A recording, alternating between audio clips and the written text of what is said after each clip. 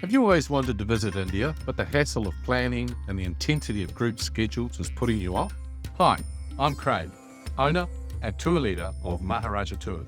With 40 years experience traveling India, I curate stress-free luxury tours where you can expect top hotels, easy travel, excellent guides and delicious food. Visit my website www.maharajatours.co.nz and explore your options for touring incredible India. A new report, Global Standards in Action. Now, it's highlighted how New Zealand, along with international industry leaders, are tackling harmful drinking. The International Alliance for Responsible Drinking Global Standards Coalition has put the report together, and it includes safeguards and digital tools to prevent underage drinking and ensure that there is responsible marketing. Now, the report has also detailed proactive public and private sector collaboration, and its aim is to stop people drinking in a harmful way. And it's starting to reap its rewards, some rewards. Here in New Zealand, 83% of adults drink responsibly. Hazardous drinking has dropped, and we've got fewer under 18s as well drinking. But for more on this, Virginia Nicholls is the Executive Director of New Zealand Alcohol Beverages Council. It's good to welcome you back. Virginia, good morning. Yeah, good morning, Leah. Look, it's lovely to talk. It's been a while. It has been a while.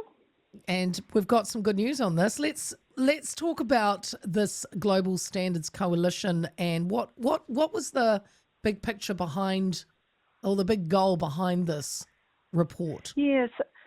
So it brings together senior leaders from what they call IARD, the member companies, and of course NZABC, which is New Zealand Alcohol Beverages Council. We're also a member of IARD, and other private sector organisations, so say retailers, marketing, advertising, tech and hospitality sectors, to name a few, Right. to demonstrate responsible leadership in raising standards across the value chain to help reduce harmful drinking and promote moderation among adults who choose to drink. And the actual coalition is going to provide an opportunity to amplify and showcase successful initiatives. And so what we are is we're part of a worldwide alliance, really, that helps to generate innovative ideas and best practices to further accelerate downward trends in harmful use. And I've got some examples of it, if that's handy. Tell us. So in New Zealand, the Smashed interactive workshop, and we've talked about it before. It's an alcohol and health education and wellbeing program delivered by the Life Education Trust. It goes out to a third of New Zealand secondary schools. It's funded by the Tomorrow Project. It's a social change charity governed by Spirits NZ, New Zealand Wine Growers and the Brewers Association. And I've watched a number of these performances. I think it's fabulous. It's a theatrical performance, and it provides young people with practical information on how to say no to alcohol or not drinking at all, what a standard drink is. Sorry, it's Virginia, wonderful. I don't want to. Sorry to interrupt. Do they do this at at schools? Where do they perform? Yep, gotcha. Okay. Yes. So it's usually about 3 actors, a theatrical performance, and it's interactive with the audience. And the audience gets to decide various different scenarios with it as well. It's wonderful. So something like that has worked really well. There's other ones as well, and some of these are international, like Heineken are supporting low and no alcohol choices through positive messaging. Pernod Ricard is engaging Gen Z, which is around about underage 30, with clear, relatable messaging of moderation. And a lot of that is just around, drinking more water is paramount, and I think we would all agree with that. Asahi is helping to drive behaviour change with research and social responsibility. They have linked in with a Japanese university to solve social issues resulting from inappropriate drinking. So that's really good. And Lion as well. Now, Lion have got the Alcohol and Me, which is an online app. So they've relaunched it and refreshed it recently, both in Australia and New Zealand. And that promotes responsible drinking habits and empowers people to make smarter drinking choices. And it engages with immersive tools such as an interactive 3D blood alcohol simulator, what it is to pour a standard drink. And to date, more than 750,000 New Zealanders have engaged with the Alcohol and Me program.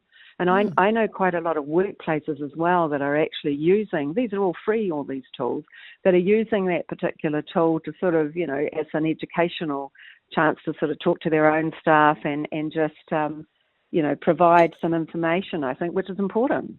Virginia, though, can I ask, I mean, how hard is it to balance promoting alcohol responsibly, but also supporting the industry? Because, you've mentioned some very big brands who obviously want Yep. to sell their alcohol, but then they're also doing the other side of it. So, I mean, it's a really fine balance, isn't it? It is a fine balance, but I think that the commitment, if you like, to responsible drinking is 100%.